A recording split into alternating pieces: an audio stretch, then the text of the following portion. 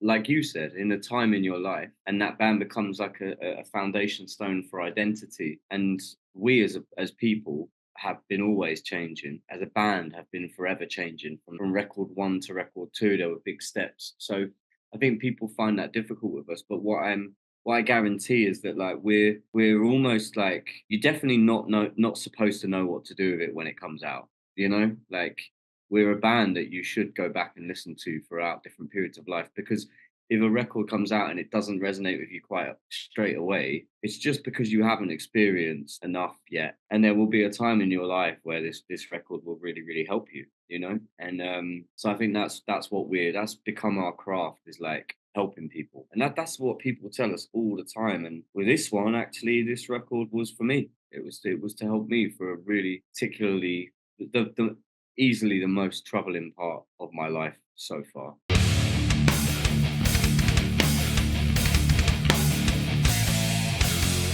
What's up, everybody? It's Keefy at GhostCultMag.com. I am so stoked to be joined by Frank Carter and Dean from Frank Carter of the Rattlesnakes. How are you guys doing? Good, yeah. So fun to see you. You guys don't know this, but in 2019, we were going to, myself and a fellow colleague of mine, Alita Layave, one of my best friends and a former writer for Ghost Cult, we were going to follow the band around the North American tour. New York, Boston, Philadelphia. I think the final stop for us was Detroit. We were going to like photograph the shows, review every show, maybe make a little documentary on our experience, talk to you guys. Hopefully we had been talking to PR about it. And then unfortunately the car accident happened. And again, I hate to bring up a bad memory. I hope you're okay now and you don't have any residual issues, but you know, we had been like, it was going to be like a real, like a pinnacle thing for us to do. We like to do special features, and, you know, like our dream eventually was to do documentary style video stuff and video little movies. But I'm so thrilled that like in the meantime, after the worst period of time in the world, your band has persevered and continued to kick ass. And I'm just very proud to be a fan. Outside of being a journalist, I'm a fan also. So thank you both. Thank you very much. That means a lot. Yeah, I know it's a weird story to start the interview with. You guys are in America. Welcome back. Ready to play Welcome to Rockville tomorrow. I'm going to bust this out on the podcast quickly so everybody can hear it, and then we'll go on the video, hopefully to support the rest of the tour as quick as we can. But I'm so stoked that you're back here. Congratulations on Dark Rainbow, came out in January. Another killer album, another year, another killer album. You guys are so prolific. I think even during the worst of times, I feel like the two of you are always creating and writing new stuff. Yeah, we're prolific is a good word. I think we've definitely slowed down recently. We talk about it a lot. You know, 5 albums in 9 years is a lot. That's a pace to work at. Because obviously that's just 5 albums. The world hasn't had every song that was written along the way to get to those albums. You know, so it's a lot of songs. But it's it's been amazing. It's been a beautiful experience. It's funny from us. Best bud trying to figure out problems. You know, it's good. As to say, funny, it's for us sometimes it's we need to be reminded that it's prolific, because you can sort of feel like I don't know, I guess we're creators, we feel like we could be doing more, could have made more, should be. Sometimes the word should comes in. So I think this record being our 5th in 9 years, and I got freaked out by the fact that we've released over 50 songs, and yeah, it definitely is probably the first time we've stopped to actually look and say, what body of work have we made? We've always been next thing. Now we're a little bit more like, okay, wow, we've made a lot of things. Oh, no doubt. And I'm glad you mentioned that, because I'm sure there's a lot of material. I feel like as bands get older, they lose the ability to self-edit, or maybe it's like in sports, a manager comes in and he can't tell the star what to do anymore because they're too big. And I feel like, if you don't have the right producer, or you produce yourselves, you're too close.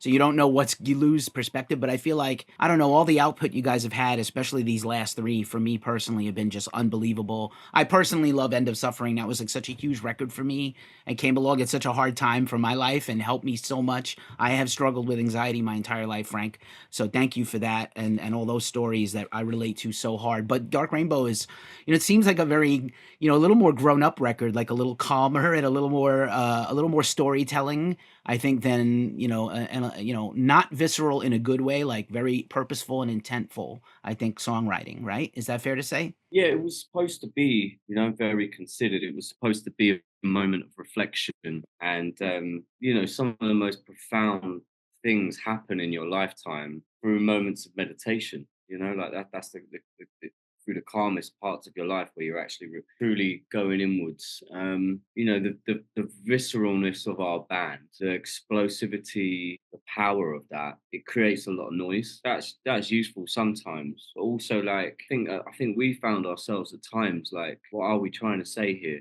What is this about actually? And yeah, this is the first time we had a record where we realized that how powerful the silence was, the space to let everything breathe. We were giving each other a lot of room. And I think we tapped into that on End of Suffering. And then obviously the next record that came after that was Sticky, which was really a reactionary record to what we were all experiencing the pandemic. And since then, you've had Dark Rainbow.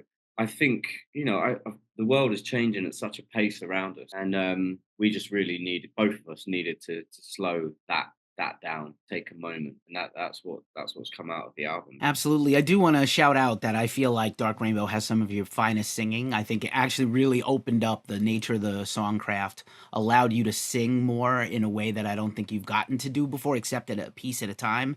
And I think this whole record as a body of work, people are going to go back to and be like, that vocal performance from Frank was really special. Thank you. I agree. I love it. I love what we were able to deliver, and I think it's tough because people they have an idea of who we are and what they want from us. I think fans they latch onto a band, like you said, in a time in your life, and that band becomes like a foundation stone for identity. And we as people have been always changing. As a band, have been forever changing. From record 1 to record 2, there were big steps. So I think people find that difficult with us. But what I guarantee is that, like, we're almost like, you're definitely not supposed to know what to do with it when it comes out. Like, we're a band that you should go back and listen to throughout different periods of life, because if a record comes out and it doesn't resonate with you quite straight away, it's just because you haven't experienced enough yet. And there will be a time in your life where this record will really, really help you, And so I think that's that's become our craft, is like helping people. And that's what people tell us all the time. And with this one, actually, this record was for me. It was to help me for a really particularly the easily the most troubling part of my life so far. And I'm forever grateful for it. Like, it helped not only get me back on track, but helped give me like resolute focus to the album saved my life in a lot of ways. I'm lucky to have friends that allow me that time and the patience as well, and see enough good in me to give me that room. So even if it goes against what everybody wants, I come in. I think one day I was in the studio and I said to Dean, there wasn't going to be a single scream on this record. And he was like, great, cool, let's pursue that and see how, and that's brave of him to allow me to do that, because, I'm sure there's some element of him that's like, here we go, fuck. Yeah. I don't know. The thing for me is more just the excitement to make something that is new and different, and find something else out about myself and us, and just push ourselves. So if you come in I'd almost be just as excited if you came in and said, right, I'm only screaming, because that's also crazy. It's like kind of like, it's just like I don't want to be making the same thing again. That's my main drive. And so it felt very quickly with this one that we were really aiming, both of us, further than we had. And that's what I was excited about and kind of really driving me forward. More than the last few records, the what will it do and what will it be to people was very far from my part of the process, which I think is a good thing. It's just a thing, I don't know. But it's like, I was very much focused on this record and like the songs. Yeah, naturally, of course. Frank, thank you for sharing that. Not easy to share, and I appreciate you. And I'm sorry for what you've been through, but I'm grateful for you sharing and for us having this music to carry us. Also, the whole world having a psychotic break and then the fallout. We're still kind of dealing. Not related, but Frank Turner has a pandemic PTSD song on his new record that really, like, oh my God, he's so right. Like, we're not fucking okay. We're never going to be okay, actually. And Dean, for you, man, that was brilliant. No notes. But I did have a question for you, which was like, what have you learned over this period of time of these other 4 records that have kind of brought you to where you are now as a writer, as a player? Because again, you have such a intrinsic and distinct style that is essential to this band. Like, I can't imagine you in making any other. I'm sure you can make other music, but like this band wouldn't be this band without you and Frank. And so what has brought you this experience to come to now with your writing and playing? I think often with those sorts of questions, that's obviously a big question. So the thing that I think of first is the thing I think is probably the most important answer to speak on. And so the first thing I thought of was that Frank kind of, in the same thing he just sort of said, but in return, it saw something in me that no one else had musically before we met. And it was just confidence and belief in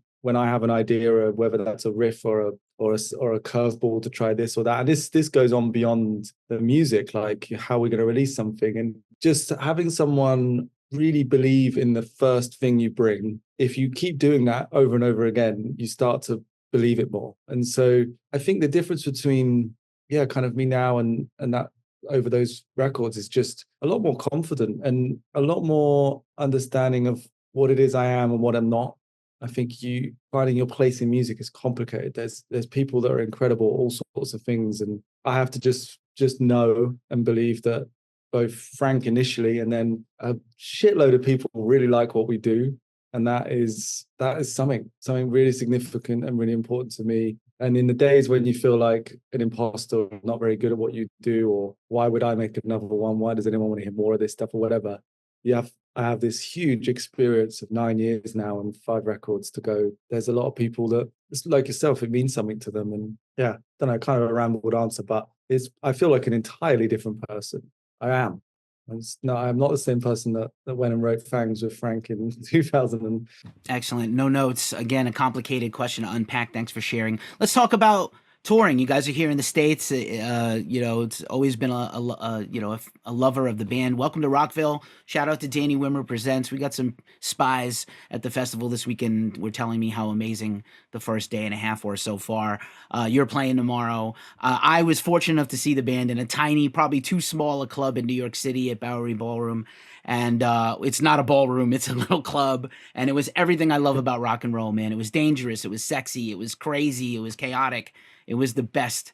And how do you guys you played festivals all over the world, and Rockville is one of the biggest American rock festivals. So what do you do anything differently? Or you just go out and do the thing like you always do at a big show, little show, whatever, doesn't matter? Yeah, we go and do Rattlesnakes. We just always have gone and walked out there with the confidence of our band. We have an amazing group of players. They're all the boys are great. They're just amazing players. So I know with that kind of confidence behind me, very easy for me to just walk out and just swagger to the front of the stage and belt my lungs out.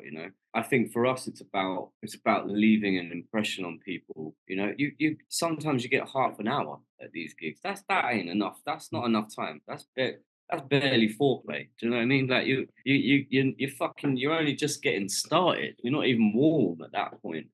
But that in itself is an opportunity, and that's what all of this is. Every time you walk on stage, you have an opportunity to be the best band people see at that festival. Doesn't matter if you're the headliner, if you're opening. That is your chance to connect with people on a level that transcends everything. And that's all. That's what we try for. That's what we aim for. That might sound like we're overreaching, but I just feel like you're not aiming for that. Why the fuck are you doing this? That's what I try and do all the fucking time. Do you know what I mean? It's like, Queens of Stone Age, Foo Fighters are playing. I love both those bands. I am 100% coming to upstage them. Do you know what I mean? That's what I'm going to try and do. I've got 30 minutes of foreplay. Let's get it. Let's make sure everyone's leaving with Rattlesnakes, So that's what we try and do, is just make everybody make a decision in that half an hour about whether they like us or not. Because also it's important if they don't, that they know. I've always loved that. I've always been a fan. If you play a gig and people are undecided, you've also fucked up. You've not done enough, or you've not been enough. There's no gray areas. There should be no gray areas. There's your quote, everybody, right there. That's your hashtag. No gray areas and no notes. Because of the different nature of Dark Rainbow music, will you be playing much of the new album, or with the short set, just gonna stick to the hits and maybe the single? Go on, dude. Go on. Let's just say, because it's 30 minutes, you don't have much time, and the other thing that's in your mind is that America, you have to move mountains to get here. this is a really hard place for a band from the UK to get to.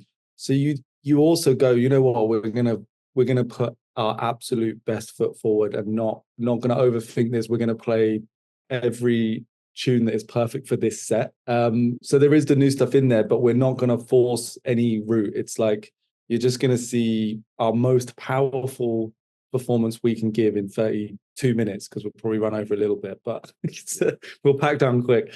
But it's like that. We never run over. We're consummate professionals. We timed it last night. It's on the cusp, but we're gonna be quick. Yeah. I've never seen a band get cut off at a Danny Wimmer festival. Never, not once. I've seen other I was at the festival up here in Napa where Guns N' Roses got the sound turned off and all you heard was their amps on stage. It was funny. There was an absolute curfew because the festival was on a vineyard owned by rich people. It's not that rock and roll, but it's a great festival. Anyway, yeah, amazing. And then so you have a few festivals here in the States, a few headline dates, and then back home over to Europe to do some festivals there, Download, Hellfest, the granddaddies of them all, and a few headline shows. Can we get you back here later in the year or next year so we get a full US tour? Can we hope for that? Because I'd love to see you out west and all that. Honestly, we're desperate for it. Like it's been, I won't lie, it's been difficult. You know, like not only is it hard for a UK band, but specifically harder for an independent UK band. You know, like we do not have a huge amount of like financial support or backing, take loss-making tours. Like, but we are like, I think about touring America in its entirety far more often than I want to. Like, if I'm on it, I'm desperate to get here. I lived in New York for 5 years. You know, I love this country. I just, yeah, I trust me. The minute we can, we will fucking be here in full. Yeah, it's getting harder and harder to figure that out. It's pretty wild, actually. But we're working on it, I promise you. I appreciate that, and I know how hard. I do indeed respect and know how hard it is. And we were probably at all the same shows because I was back in New York at the same time you were there, and then I fled somewhere else, and then I came back because that's my journey. Just the last question. I love to end these with a wild card question to give you back your day as you prepare for the big show. You've traveled all over the world. You've been here a bunch of times. America not forgiving when it comes to food. For our British brothers and sisters, and as you speak to us from a homogenous hotel in Jacksonville, Florida, what are your best and worst ever food experiences on tour, either in the States or elsewhere? I don't care. The problem with talking about the worst ones is that you're heading into like very bad territory of storytelling. Do you know what I mean? It's weird because like I've been always quite scared of like food poisoning when I was younger, you know. So I would always like watch what I ate on tour. I've witnessed people around me be taken down, you know, like properly taken down by that. So, and unfortunately, I have a few of those stories myself as well. So it's none that I really want to recall. Best or worst? Best. This is from like 2 days ago, but Gabby's Burgers and Fries. It just happened to be next to our rehearsal room. And then I was saying to you, Frank, earlier, like you have this amazing burger and like fries, obviously, but then you go to the toilet before you leave and the whole thing, every inch of it's covered in awards. Like this place is like hidden in plain sight. It's just on the side of the motorway. You wouldn't know. There's such welcoming people, great food. They've got more hot sauces than you could ever imagine. When you order your food, I tried to put ketchup in. They were like, there's already barbecue sauce in there. And I was like, no, I'll have both. And she was like, trust me on this one. If you change your mind, I'll bring you the ketchup. We're just going to leave it at barbecue sauce. Like they get it. And then you go in the toilet and there's like 400 awards on the wall. I got to say as well, there's a venue in Toulouse in France called Le Bikini. Yeah. It's hands down. It's like it's unreal when you walk in there. The food backstage is like another level. The chef is exquisite. And you're eating like you're in a Michelin star restaurant there. It's beautiful. Like you're playing in like it's a rock and roll venue. Like it is. They love rock and roll music there. So that's always like I always love putting that on a tour. It's nice to go and see those. Anyone watching or listening, and we're still here, send us your recommendations though. We need help. We need. There'll be a short clip on Instagram. Everybody can chime in the Instagram comments when we tag the band and you both. By the way, I definitely thought Dean's story was going to go in a different direction. And then I went into the bathroom, ... And I thought it was going to go a whole different way. So we're going to shout out. We're going to shout out that Gabby's Burgers also, if they have an Instagram or anything. Yeah. We'll tag them too because they deserve the love. How many days have we been in now? Like 2 days? Yeah, 2 days. We've been here 2 days. I've eaten at Waffle House 3 times. Waffle House is life, man. I had a Waffle House mug Yeah. for years that people saw in my, and there wasn't one near There's me, one. but I went to one, you know? That's great shit. Yeah, you guys are the Glad best. you got a picture of it. Yeah, for sure. I have many. Yeah. I need So a good. new one. I need a new one. You guys, this has been amazing. Thank you for chopping it up with me. I hope to see you in person again soon. Best of luck. Be safe and put air tags on all your gear, and because it's a crazy time in America right now. And I just wish you the best. Thank you so much for the music. Thank you both. Hey, thanks. Thank you very Pleasure to much. meet you properly. Yeah, thank you.